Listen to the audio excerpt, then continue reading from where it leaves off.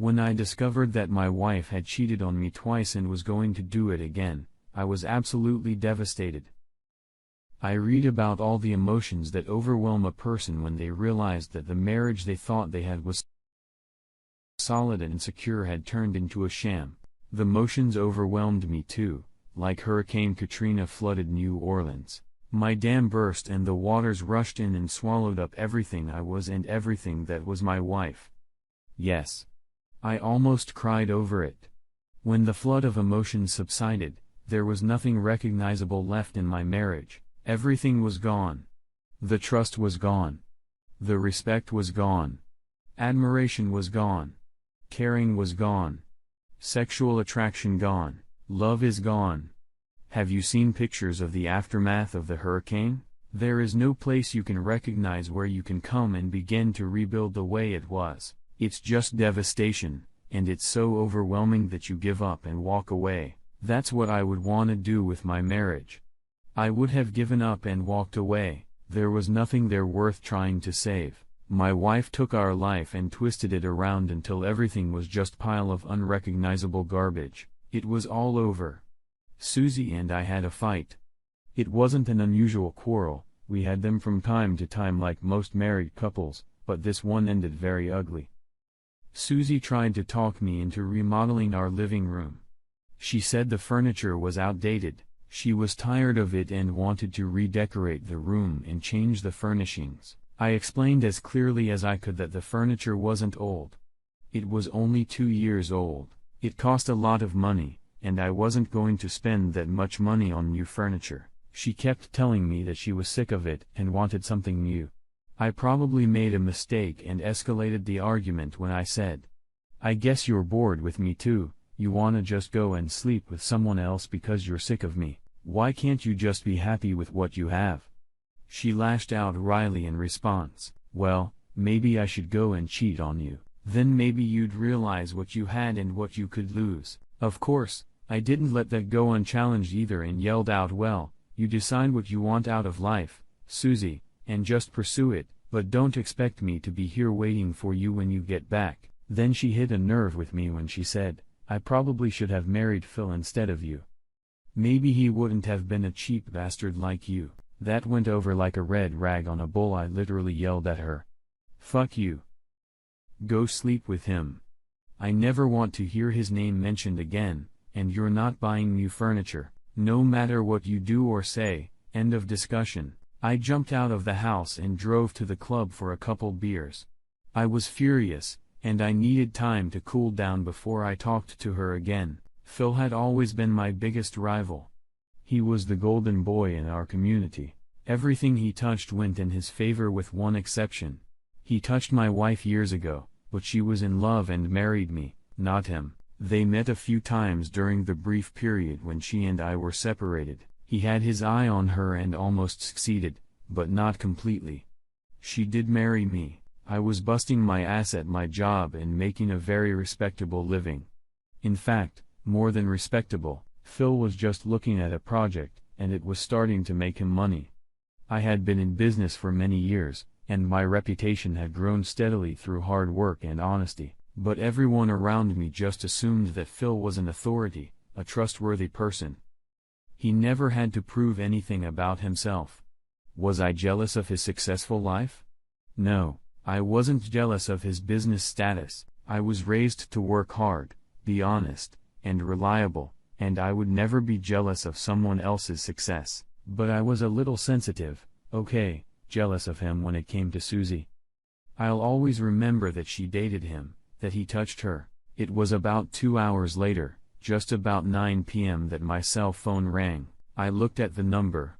It was my home phone. I decided to send the call to voicemail rather than talk to my wife at this point because I was still pretty wound up, and on top of that, I had a few beers under my belt and thought I might just say something nasty that I would regret later. A while later, I listened to her message. "Larry, I called to tell you I'm sorry for what I said earlier. I realized it still wasn't enough to return my call because you had it was me calling. Since you're not coming home anytime soon, I think I'll just go out on my own for a while. I'll see you later." It really wasn't enough. I was just starting to come to my senses after our fight, but now I was angry again. I grabbed myself another beer and drained it in a couple minutes, then went looking for her. I drove around every bar parking lot in town and didn't see her car. I finally thought that maybe she had left with someone she knew, so I drove to her best friend Patty's house, and sure enough her car was parked out front. I walked up to the front door and knocked. After about a minute, Dave, Patty's husband, came to the door and asked me, "How are you doing, Larry? I heard you and Susie had a little fight today." "They're not here. They decided to go out to the bars a little tonight." "Well, Dave, I didn't see Susie's car at the bars, so I thought maybe she was here with Patty. Could you tell me what kind of car your wife drives so I can go and look for them? She has an excursion tonight." "I think they were going to start at Bachelor's and eventually come back here," he added. I got out and drove straight to Bachelor's, and sure enough, Patty's excursion was in the parking lot. I thought about going straight in and coming face to face with Susie, but I was still a little high from the beer I'd had and thought it might be best if I just sat in the car briefly and sobered up before we had another drink. A few minutes after 11 p.m., they came out, got into Patty's car, and drove out of the parking lot. I followed them at a safe distance, and just as Dave had said, they pulled up to the downhill bar and went inside. I sat in the parking lot again for a while, just watching what was going on. I figured it wouldn't be long before they headed to the next place, and I wasn't wrong. At exactly 12:30, they drove to what I assumed would be the next and last stop before returning. It was the pub and the hotel. And when midnight came, Patty walked out of the hotel, got into her car, and drove off. What the hell is this? I asked myself. How wrong was Susie going to act by staying here? Was she going to do something stupid? I knew I had to find out. I pulled my team baseball cap and t-shirt out of the trunk and put them on as some sort of disguise. Now I wasn't quite sober yet, so my disguise was far from perfect. You see, the jersey had my name on it. However, I didn't think anyone would pay that much attention to it, so I knew it was better than no disguise at all. A few minutes later, I snuck into the pub and found a secluded spot from where I could watch what was going on. That's when I saw Susie with Phil. Yes. She was with Phil. They were sitting at a table against the back wall of the bar as far away from the entrance as they could get. I noticed that there was an empty booth right behind Susie, so I moved in with all the caution I could muster. I needn't have worried, though. The two of them were so absorbed in their conversation that they wouldn't have noticed the water buffalo climbing into that stall. From where I was sitting, I could hear their entire conversation, except for a couple times when he must have leaned forward to kiss her and whispered something. "Thanks for coming, Phil. I didn't want to keep Patty up all night." She said, "No problem."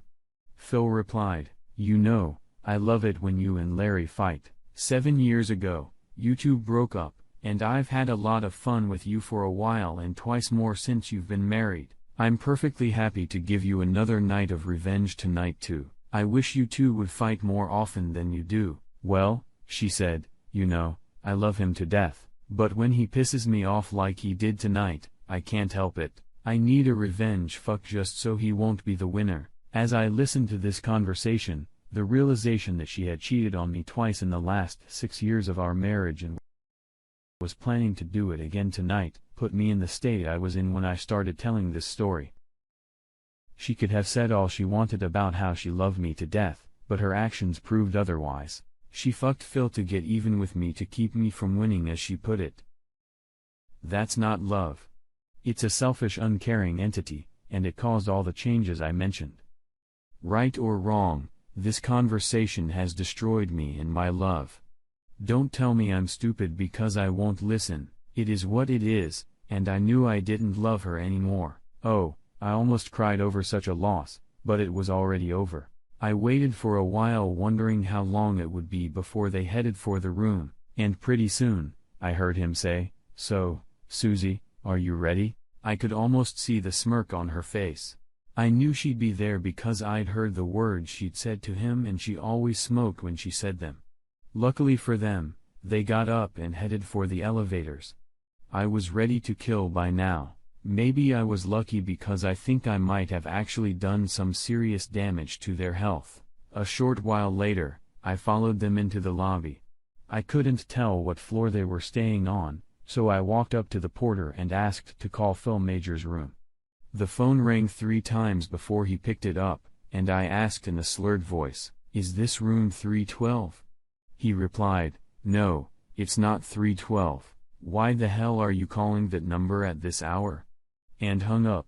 I asked them to call his number again, and when he picked up, I said, "Well, I thought it was 312, tell me, are you trying to trick me because it's 312, isn't it, you stupid drunken scumbag? This isn't number 312. It's number 422, and if you call here again, I'll have the manager call the police." He tossed the phone receiver. "Anyway, who's calling me a dumb bastard now?" I think the dumb bastard is the guy who just gave an angry and dangerous husband the number of the room where he's going to sleep with his wife. Let's take a vote. Who's the dumb bastard? I took the elevator to the 4th floor and walked down the hallway to room 422. I listened at the door until I could make out that their action was in full swing, and then I knocked on the door. I heard him yell out, "Well, what the fuck?" And I actually took great pleasure in it because I knew I was about to destroy his party. I stepped away from the peephole so he couldn't see, and when he opened the door, I hit it with such force that the security chain snapped off the door jamb and the door swung open. There on the bed lay my beautiful cheating wife, naked as the day she was born. As I burst into the room, she screamed and her face went completely white. I'm surprised she didn't pass out. Oh God. No. Oh God. Oh God. Oh God. No. Phil finally recovered from the shock of breaking into the room and yelled at me, "Larry, get your ass out of my room. I'm going to call security. Remember what I said about stupid adultery?" Well, I hit him in one well-placed blow to the solar plexus and he went down. Didn't move at all for a few minutes. I didn't have any more trouble with him. "Susie, you lying cheater, I know all about it. I heard you at the bar and I know everything. Don't bother coming home tonight, that would be a big mistake on your part." Oh God. No, Larry. Let me come home, I can explain. It means nothing to me. I'm in love with you. Oh God. No. You heard me. Don't make the second biggest mistake of your life and come home. It's not going to turn out well for you. And, yes, you can take that as a threat. I turned and walked out the door. I was actually surprised that I could be as calm as I was right now. I'd wanted to kill them both minutes earlier, but throwing just one punch at the stupid bastard showed incredible control on my part. I know I'd been pretty rough on her verbally, but it could have been a lot worse. Once I got to my car, I got in it and just sat there for a while trying to calm down even more. I also decided that I would wait a few minutes just to see if the police would show up or if Susie would leave with Phil. After about 15 minutes, Phil came out of the hotel, got in his car, and drove off. A few minutes after he left, Patty showed up again, and Susie came out and got in her car. I was at least glad they didn't stay to have sex in the hotel room after I left. Not that the damage wasn't already done, but it would have added insult to injury or, as they say, added fuel to the fire. That gave me an idea. I went home and went to bed.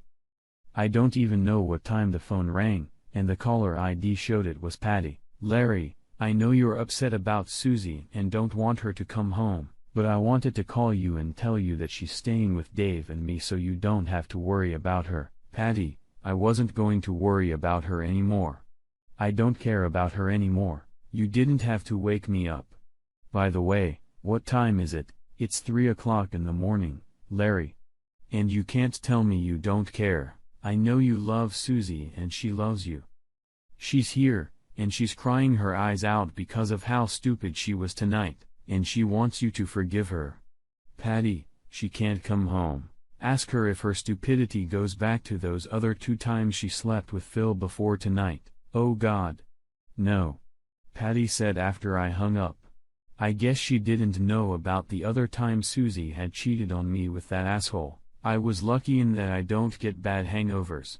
And besides, I quit drinking pretty early in the evening, so even though I was very tired, I was up and about by 8 in the morning. By 10 o'clock, I was ready for a confrontation with Susie. I called Patty at home and told her that Susie could come home if she wanted to. I was standing in the driveway when she pulled up a few minutes later. Dave and Patty followed her to our house. I sure they were there to make sure I didn't physically harm her in any way. When Susie got out of her car, her eyes were wide open and she asked, "Larry, what is that pile in our front yard?" "Susie, it's anything that would remind you of me. Everything you've ever given me.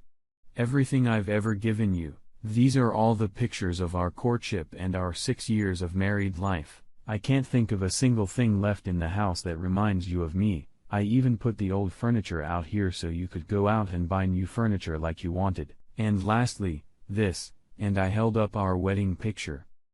I walked over to the end table that was next to my chair and placed the picture on it. I took a few steps back to the driveway and threw a lit match into the trail of gasoline I doused all that stuff with. It caught fire, and the flames quickly ran to the pile of memories of me. It wasn't long before everything was engulfed in flames. It was a hellfire. There wasn't much left, but ashes and burnt furniture frames. I looked at my wife, who was clearly in shock, and said, "You win, Susie. I heard you tell Phil that you never wanted me to win. I hope it was all worth it. Our marriage is over. You can have everything else. I don't want anything from this marriage. I just hope I don't remember you either. You'll get the details from my lawyer." A few minutes later, when I heard the sound of approaching sirens from across the street, a police car pulled up and 2 officers came over to ask what had happened. A couple minutes later, the fire department arrived to put out what was left of the smoldering mass. The gasoline did its job, and the pile turned to ash and charred rubble in a matter of minutes. I'm just burning the remnants of the marriage. Officers, I apologize for the trouble I caused. Needless to say, they took me into custody. As they escorted me to the patrol car, I looked over at Susie and saw that she was sobbing. I spent a couple days in jail and they had a psychiatrist evaluate my sanity. Surprisingly, they found that I was sane, saddened and destroyed, but sane. I think they would have let me out sooner, but they wanted to observe me for a couple days just to be sure. I posted bail and went to get my car from the parking lot outside my office. All the stuff I wanted to keep was in the car. It was mostly my clothes and a few other personal items. I drove to the nearest motel and got a room for a few days until I could find an apartment to rent. A few weeks later, I was completely settled in and started moving on with my life. My trial began, and I pleaded guilty to all charges and was fined $5,000 plus court costs. It was a small price to pay to destroy my broken marriage. Susie contested the divorce and continued to leave me voice messages on my cell phone. She begged me to talk to her, to forgive her because it meant nothing to her, to take her back. I left one message on our home phone when I knew she would be at work. I said, "Susie, you tell me it meant nothing to you, but it meant everything to me. Do you understand? It meant everything to me. Goodbye." I never heard from her again. The divorce did go through, and I gave her everything she wanted. I just wanted to be done with her. Phil's wife got wind of all this, divorced him, and really gave him the cleaners. Apparently, Susie wasn't the only wife Phil consoled when they were fighting with their husbands. A couple weeks after I burst into the hotel room and caught him with his wife, I ran into Phil at the very same bar.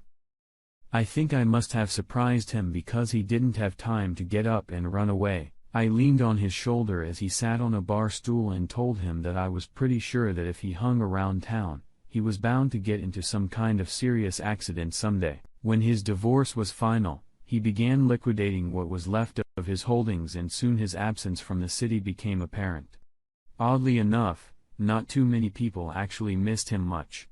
Well, actually, I was secretly hoping he would stay in town. Every now and then, I run into Susie on the streets, and each time she tells me how sorry she is and asks if I'll call her to talk, I just nod and walk away. And to this day, I haven't called her, but she keeps asking. Who knows, maybe someday I will call.